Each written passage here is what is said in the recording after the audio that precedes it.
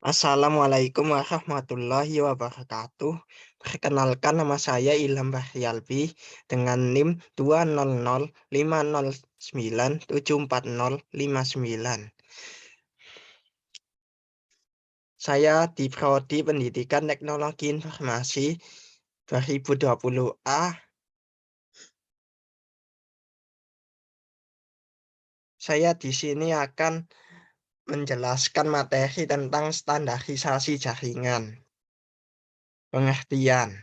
Standarisasi ini adalah merupakan sebuah aturan main atau protokol yang digunakan agar semua hal atau pekerjaan dapat berjalan dengan baik. Kegunaan dari standarisasi adalah satu, untuk dapat digunakan banyak orang. Untuk sebuah hardware handphone, kita harus mempunyai sebuah standarisasi untuk dapat menggunakannya pada banyak orang. Sebuah handphone harus memenuhi standar atau kriteria tertentu untuk dapat digunakan, seperti frekuensi sinyal yang dimilikinya, kartu SIM apakah yang bisa dipakai pada handphone itu, dan lain sebagainya. Jadi, intinya sebuah standarisasi ini harus dapat digunakan oleh banyak orang dan dapat berjalan dengan baik. Yang kedua adalah memudahkan komunikasi satu sama lain. Komunikasi sangat penting dalam kehidupan kita. Kita ambil contoh, apabila terdapat sekumpulan komputer pada satu vendor A yang sama terhubung ke dalam sebuah jaringan lokal atau LAN dengan protokol vendor tersebut. Kemudian ada sebuah komputer lain dari komputer dengan vendor B ingin terhubung ke dalam jaringan tersebut yang tidak memiliki protokol dari vendor A. Tentu komputer dari vendor B mengalami kesulitan untuk terhubung. Jadi, sebuah standarisasi harus dibangun dan diberlakukan secara umum untuk memudahkan komunikasi antara satu dengan yang lainnya. Yang ketiga adalah memudahkan dalam melakukan pekerjaan. Sebuah standarisasi bisa membantu kita dalam berbagai pekerjaan. Contohnya dalam pembuatan kabel jenis crossover dan strip. Terdapat standarisasi yang bisa kita gunakan, yaitu T568A dan T568B. Untuk memudahkan kita dalam pembuatan jenis kabel tersebut. Apabila tidak terdapat standarisasi tersebut, tentu kita akan sedikit bingung dalam pembuatan kabel tersebut. Jadi, standarisasi dapat memudahkan kita dalam melakukan pekerjaan. Macam-macam standarisasi jaringan komputer. Macam-macam standarisasi jaringan komputer. Dalam jaringan komputer, banyak sekali terdapat vendor hardware ataupun software yang selalu bersaing dalam dunia pasar dengan memberikan produk atau temuan-temuan terbaru dengan memberikan berbagai kelebihan. Situasi semacam ini memberi kondisi yang semakin rumit. Karena jika kita membeli produk dari vendor yang satu dan kita hendak menggabungkannya dengan alat atau produk dari vendor lain, menjadi tidak sesuai atau not supported dengan alat atau produk yang kita pakai. Untuk mengatasi masalah ini, maka dibentuk suatu badan organisasi yang bertugas dalam menstandarkan produk-produk dari semua vendor. Berikut beberapa organisasi yang dapat kita ketahui berperan dalam hal standarisasi jaringan komputer di dunia. A. Organisasi Standarisasi untuk Telekomunikasi. ITU, International Telecommunication Union, berperan sebagai organisasi yang menstandarisasi komunikasi telepon. Dibentuk pada tahun 1865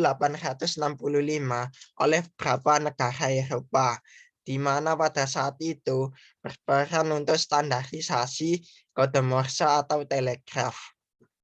Itu memiliki 3 layanan pokok: radio communication sector, telecommunication standardization sector, dimulai dari tahun 1956 sampai 1993. Itu dikenal dengan nama CCITT, Komite Konsultatif Internasional Telegraphique Telefoniku. Salah satu yang sudah distandarisasi adalah X.25. Development Sector itu D. B. Organisasi Standarisasi Internasional. Berbagai standar internasional dihasilkan oleh ISO, International Standard Organization, sebuah organisasi yang dibentuk tahun 1946. Anggota dari organisasi ini antara lain ANSI, US, BSI, Inggris, AFNOR, Prancis, DIN, Jerman, dan masih banyak yang lainnya. Kurang lebih 85 anggota. Organisasi lain yang turut bermain dalam standarisasi dunia adalah IEEE, Institute of Electrical and Electronic Engineers. Sudah banyak standar yang dihasilkan, antara lain IEEE 802 untuk teknologi LAN, di mana teknologi ini juga didukung dengan standarisasi ITO 8802.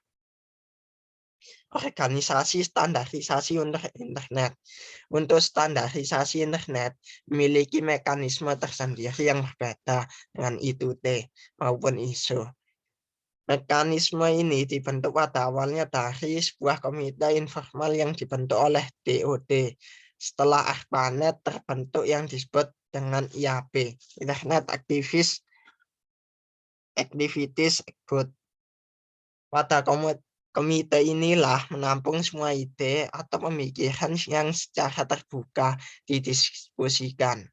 Maka anggota komite informal ini saling mempublikasikan technical report yang disebut RFC, Request for Comments.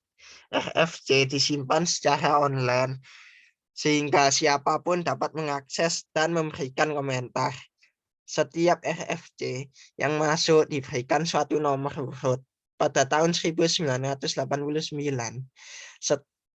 oleh karena itu internet terus bertumbuh, maka diperlukan suatu badan organisasi yang formal. Maka IAB direorganisasi kembali menjadi IRTF, Internet Research Task Force, dan juga dengan IETF, Internet Engineering Task Force.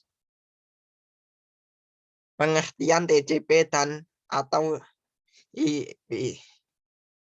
TCP/IP singkatan dari Transmission Control Protocol atau Internet Protocol, yang diterjemahkan menjadi protokol kendali transmisi atau protokol internet, yang merupakan gabungan dari protokol TCP, Transmission Control Protocol, dan IP, Internet Protocol, sebagai sekelompok protokol yang mengatur komunikasi data dalam proses tukar-menukar data dari satu komputer ke komputer lain di dalam jaringan internet yang akan memastikan pengiriman data sampai ke alamat yang dituju. Protokol ini tidaklah dapat berdiri sendiri, karena memang protokol ini berupa kumpulan protokol. Protokol ini juga merupakan protokol yang paling banyak digunakan saat ini, karena protokol ini mampu bekerja dan diterapkan pada lintas perangkat lunak dalam berbagai sistem operasi. Istilah yang diberikan pada perangkat lunak ini adalah TCP atau IP stack, arsitektur TCP atau IP. Arsitektur TCP atau IP tidaklah berbasis model referensi 7 lapis OSI, tetapi menggunakan model referensi TARPA. Seperti diperlihatkan dalam diagram, TCP atau IP mengimplementasikan arsitektur berlapis yang terdiri atas 4 lapis. 4 lapis ini dapat dipetakan meski tidak secara langsung terhadap model referensi OSI. 4 lapis ini kadang-kadang disebut sebagai DARPA model, Internet model, atau DoD model. Mengingat TCP atau IP merupakan protokol yang awalnya dikembangkan dari proyek ARPANET yang dimulai oleh Departemen Pertahanan Amerika Serikat. Setiap lapisan yang dimiliki oleh kumpulan protokol